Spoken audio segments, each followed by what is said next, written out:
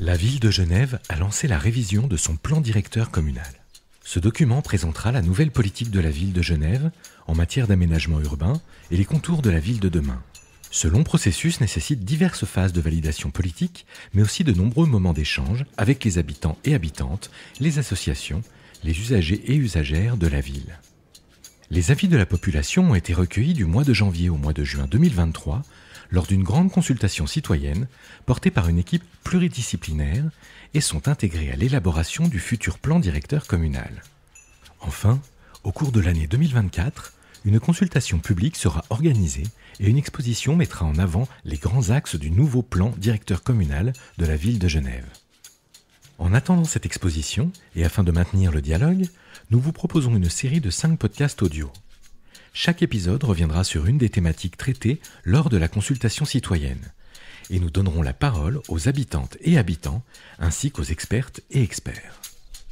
Pour ce premier épisode, et pour mieux comprendre les enjeux du plan directeur communal de la ville de Genève, nous avons rencontré Paola Vigano, éminente architecte et urbaniste, également professeure à l'École polytechnique fédérale de Lausanne.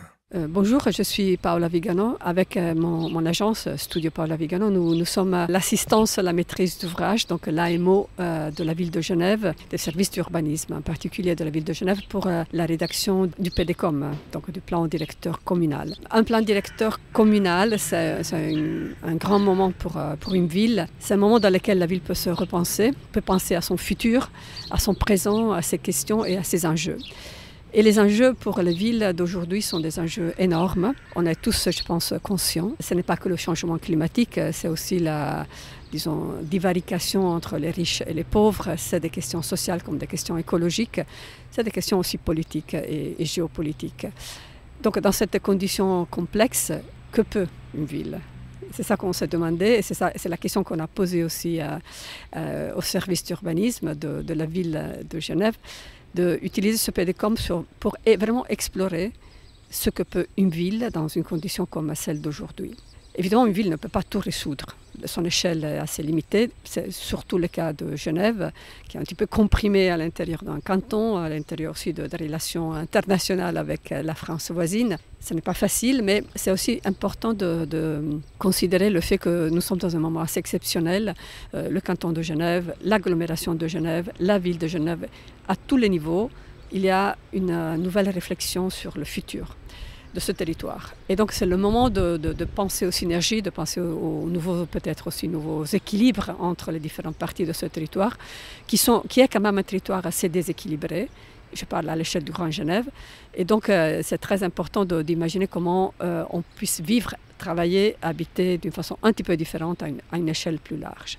À l'intérieur de Genève, qui est déjà une ville extrêmement dense, la question fondamentale que nous avons posée, c'est le premier thème du PDCOM, c'est la question de la régénération. Donc ce n'est pas la question de la densification, parce que la densification ne peut pas être un fin en soi. Le fin en soi, c'est plutôt la régénération, qui doit être une régénération en même temps des tissus urbains, mais aussi de la nature qui va avec, des sols qui vont avec, et aussi des infrastructures sociales qui vont avec. Donc la régénération, c'est le moment dans lequel on peut repenser la ville dans toutes ces différentes qualités et aussi questions et problèmes. La densification peut être quelquefois un outil parce qu'il permet d'accélérer certains processus, de certaines modifications, mais surtout pas comme un objectif en soi. Et donc le PDCOM travaille beaucoup sur l'idée de régénération des espaces bâtis, des espaces non bâtis, toutes les qualités qu'on voudrait retrouver dans la ville, les connexions qui manquent, les espaces sociaux qui manquent encore en partie aujourd'hui. Et donc il y a tout un travail pour repenser la ville qui s'appuie aussi sur le grand travail d'échange avec les citoyens qui a été réalisé et qui doit aussi offrir des suggestions, des idées pour cette régénération. Elle va aussi avec une deuxième stratégie qui concerne la question de la production en ville. Genève a perdu beaucoup de ces zones dédiées à des activités, mais aussi la micro-activité, l'activité qu'on trouve dans la ville elle-même. Et donc là, Genève doit vraiment s'arrêter un instant et réfléchir sur son futur. Est-ce qu'on imagine une ville totalement tertiaire. La résilience d'une ville totalement tertiaire n'est pas énorme. On a vraiment besoin de garder en ville des activités, une multiplicité d'activités. Et donc ça, c'est le deuxième grand thème, grande aussi stratégie, parce qu'après, on travaille avec plusieurs équipes pour repenser certains lieux de transformation que dans le passé, on avait imaginé peut-être que destinés à du tertiaire, des logements, etc., mais qu'on pourrait peut-être repenser plutôt dans l'hypothèse de garder en ville certaines activités aussi de production, de micro-activités, disons, qui peuvent être très importantes pour faire marcher, pour faire fonctionner la ville. Le troisième grand thème, qui devient aussi troisième grande stratégie, est celle de repenser la relation ville et nature. Là aussi, la question, c'est d'utiliser la régénération urbaine, non pas contre la nature, mais pour la nature. Ça, c'est un passage énorme, parce que ça veut dire que si on considère des petites ou grandes transformations, on va plutôt aussi penser à la qualité des sols qui vont rester après ces opérations, comment le sol pourrait être régénéré par exemple. Et donc la question de cette nouvelle relation avec la nature en ville, c'est de considérer la ville qui est avec cette nature, une ville qui participe des dynamiques naturelles et une nature qui a un vrai sujet. C'est le cas pour les grands éléments de la géographie de Genève, le lac, les petits morceaux de forêt, l'Arve, le Rhône évidemment, les falaises, donc de vraiment imaginer tout ça comme des grands sujets en ville qui ont tout leur espace au moment de la décision de ce qui les concerne, et donc de leur donner ce statut d'individu qui a des droits et qui est là avec nous et coexiste avec nous. Donc c'est vraiment un grand thème qui souligne un passage d'âge, je dirais vraiment qu'on passe de l'époque moderne à une époque différente de coexistence et pas une époque qui a été celle plutôt de destruction. L'urbanisation a toujours eu ce problème de relation avec la nature. Elle a toujours été considérée un moment de destruction. Essayons de l'imaginer comme un moment de reconstruction, de régénération et de coexistence. Le quatrième thème qui génère toute une série de politiques qui vont avec, c'est évidemment le thème des mobilités. C'est un thème essentiel à Genève, où encore, disons, la voiture a un espace assez énorme. Mais nous sommes vraiment sur un moment de changement radical.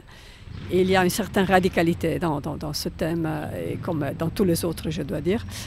Et donc il s'agit de repenser toutes les mobilités, et en particulier le rôle structurant de la mobilité active. Donc avec CITEC, qui s'occupe de façon privilégiée, je dirais, de ce thème, nous insistons surtout sur la capacité de la mobilité active à structurer l'espace urbain. Donc ce n'est pas juste donner de l'espace, mais considérer que cet espace est celui qui structure la ville, et il la structure dans le sens de la relation avec, par exemple, les infrastructures sociales, les lieux de sociabilité, mais aussi les aspects fonctionnels. Donc comment je vais assez rapidement, si je suis avec un vélo de point A au point B, parce qu'il y a aussi ça. Et donc l'idée fondamentale qui est celle de partir d'une réduction des vitesses. C'est le pas fondamental pour regagner de l'espace. On doit imaginer dans le futur qu'on n'aura pas encore des pistes cyclables, de l'espace pour la voiture, des espaces pour les tramways, des espaces pour les piétons, des espaces pour les arbres, parce qu'en général, on n'a pas tout cet espace. La question, c'est plutôt d'imaginer de pouvoir cohabiter, c'est certains espaces, mais pour cohabiter en toute sécurité, il faut que les voitures soient beaucoup plus lentes. Donc, à partir de ça et à partir d'une réduction importante de l'espace dédié au parking, on pourra redessiner toutes les rues de Genève. Et on pourra injecter une qualité qu'aujourd'hui n'est pas là, mais qui est liée vraiment au fait de diminuer, d'abord, avoir moins de voitures qui vont passer là, des voitures beaucoup plus lentes et moins de parking. Et tout ça nous permettra d'imaginer vraiment des rues vertes, des rues pour les piétons, des rues pour les enfants, des rues aussi pour des activités qui sont sur la rue, par exemple manger sur la rue, avoir des activités de production de nourriture, par exemple. C'est toutes des choses qui font vivre les espaces publics, qui vont devenir finalement le cœur de ce PDCOM, une nouvelle qualité pour les espaces publics de la ville de Genève. Donc, que peut une ville? Je disais au début, une ville, c'est ses habitants. Et la chose très importante que la ville de Genève a organisée pendant ces mois était une grande consultation. Et cette grande consultation, c'est quelque chose d'exceptionnel pour Genève, ce qui nous donne beaucoup de matériaux, beaucoup d'idées qui qu'on aura encore le temps d'absorber à l'intérieur du PDCOM. Et donc j'espère pouvoir vraiment profiter de cette couche très importante et, comme je dis, assez exceptionnelle pour Genève. Nous aussi, on a organisé quelques promenades. Beaucoup d'autres ont été organisées par cette consultation. Les promenades sont le moment le meilleur pour parler des villes avec les gens qui les habitent et pour parler du futur et du passé et du présent des villes. Moi, je suis sûre que dans ces matériaux, on trouvera beaucoup de réflexions sur ce futur et sur le présent de la ville de Genève. Et on pourra s'inspirer, on pourra encore enrichir beaucoup le PDCOM de tout ça. Il s'agit d'être sur place, de marcher, comprendre les sols, de comprendre ce qui est autour, de discuter avec des gens. On se comprend beaucoup mieux quand on est sur place et quand on peut marcher. Donc la marche, c'est vraiment un dispositif d'échange exceptionnel. Et donc on est très content d'avoir tout ça avec nous pour terminer ce PDCOM. Lors de la consultation citoyenne du plan directeur communal de la ville de Genève, nous avons recueilli de nombreuses paroles d'habitantes et d'habitants. Nous les écoutons parler du futur, de leurs souhaits, de leurs inquiétudes parfois, et de leurs rêves pour la ville de demain. On ne peut pas pousser les murs, on ne peut pas casser les immeubles. Non, oui, il faut penser à la mobilité douce, ouais, c'est sûr. Maintenant, les vélos sont assez bien équipés. Pour mettre un sac de courses, de légumes, pour tenir la semaine, je pense que ça doit jouer, ça doit marcher. Ben voilà, après, moi, personnellement, en ce qui me concerne, j'ai pas le problème de circulation, puisqu'en se levant à 3h du matin, on n'a pas de problème de circulation. Il faut penser chaque quartier comme si c'était un petit village d'autrefois. Donc recréer les conditions de vie en commune qui existaient autrefois. Parce que là, sinon, si on a toute une série des bars en béton et puis un supermarché tous les 3 km, bon, ben, c'est pas la bonne solution pour recréer aussi des liens sociaux qui maintenant n'existent plus. Alors, piétoniser certaines zones, à commencer par celles où il y a déjà quand même un minimum de services et de commerces, libérer complètement des voitures, faire que du piéton, faciliter l'installation de ces petits commerces et des services, les services aussi de la ville. Je connais des villes où on a vraiment le plaisir de sauter dans un tram. Je pense à Bâle, je pense à des villes d'Europe du Nord. Alors typiquement, on cite tout le temps Copenhague, mais qui a externalisé à peu près tous les bureaux, tout le tertiaire, et qui a rendu le centre-ville à la population et à l'habitat. Les changements en général ne font pas peur. Ce qui fait peur, c'est la rapidité avec laquelle ils sont mis en œuvre. Il n'y aura plus du tout d'eau dans 40 ans. On va trouver de l'eau. Habitant à Nancy depuis qu'il y a eu le Léman Express, moi ça me révolutionne mon quotidien. Pour aller au travail, pour aller en soirée, on peut prendre son vélo, donc ça c'est vraiment un point fort, je trouve qu'on s'est beaucoup amélioré. On espère voir quand même par rapport aux personnes, aux habitants qui ont parlé, qui habitent donc cet espace, si on répond à leurs demandes.